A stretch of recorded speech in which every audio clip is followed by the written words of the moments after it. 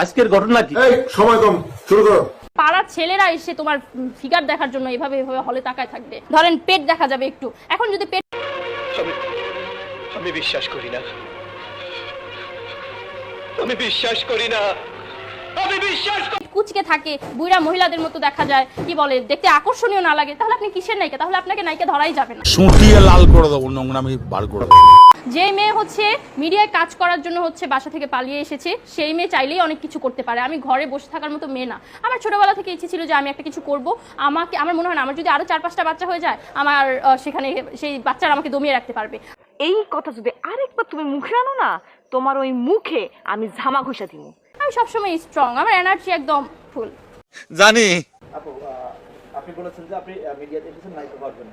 তো পাশাপাশি আপনার হাজবেন্ড আপনাকে পূর্ণ স্বাধীনতা দিয়েছে। আপনার কি স্বাধীনতা দিয়েছে? আমাকে হচ্ছে আমার হাজবেন্ড স্বাধীনতা দিয়েছে যে যেহেতু তোমার ছোটবেলা থেকে শখ ছিল নায়িকা হওয়ার, আমি তোমাকে স্বাধীনতা দিলাম, বাট কারোর সাথে কোনো সম্পর্কে যাওয়া যাবে না। তুমি সব করো, তুমি দরকার হয় যে মিডিয়ায় নাচানাচি করো, যা ইচ্ছা তাই করো, বাট আমাকে ছাড়া অন্য কাউকে ভালোবাসা যাবে না। তো আমি তাকে বলেছি যে ডান, করা যাবে না, করি না। না, স্বাধীনতা তো দিয়েছে, পোশাকে স্বাধীনতা দিয়েছে, প্লাস হচ্ছে আমাকে বললাম না যে সে নিজের হাতে তৈরি করেছে। আজকে আমি এই জায়গাটায় থাকতাম না, অবভিয়াসলি এই জায়গাটা আমি আমার হাজবেন্ডের জন্য। কারণ হচ্ছে শুরুতে একটা গ্রামের মেয়ে ছিলাম, গ্রামের মেয়ে বলতে যে আবার গরিব টাইপের ওই রকম না। আমাদের ফ্যামিলি হচ্ছে যথেষ্ট ভালো, বাট হচ্ছে হয় না যে শালীনতা বজায় রেখে চলাফেরা। আমার আম্মু হচ্ছে একটু পর্দা পছন্দ করতো, আমাদের ফ্যামিলি সবাই একটু পর্দা পছন্দ করে, বাট আমার এই ছোটবেলা থেকে কেন না জানি একটু নায়িকা হওয়ার ঝোঁক ছিল। যে আমি এত সুন্দর, আমি দেখতে এত আকর্ষণীয়, আমার ফিগার এত আকর্ষণীয়।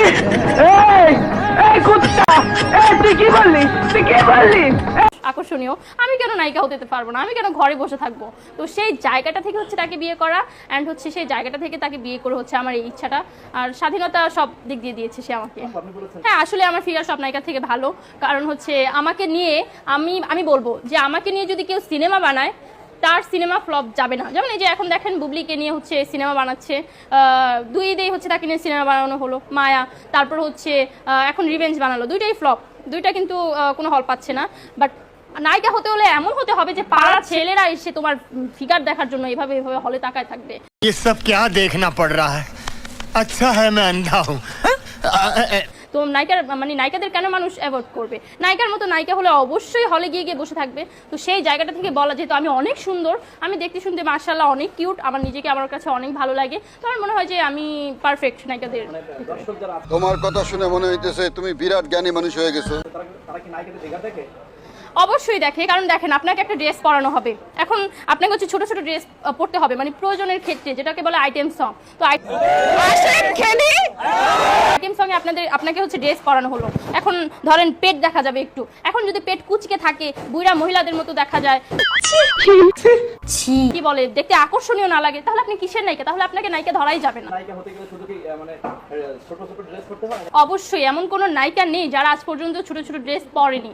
আর শুধু নায়িকা হলেই হবে না, তাকে সব ড্রেসের সাথে মানানসই হতে হবে, এমনকি তাকে সব হিরোর সাথে মানানসই হতে হবে, তবেই সে নায়িকা।